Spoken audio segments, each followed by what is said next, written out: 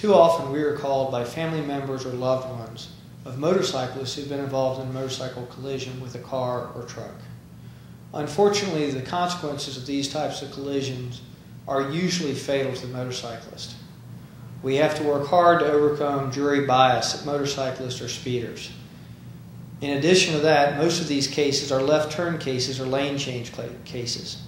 In those instances, the defendant invariably will tell us, "I did not see the motorcyclist." The motorcyclist is not invisible. They did not see the motorcyclist because they either weren't paying attention or were distracted on a cell phone, had a fatigued mind, or had been drinking.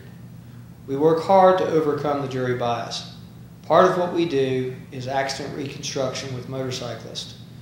We actually set up a motorcycle and a stunt driver that tries to replicate what happened. These are under controlled circumstances, and we've got some examples for you to see. We work hard to make sure motorcyclists have the same rights to use our roads safely and to get their families justice.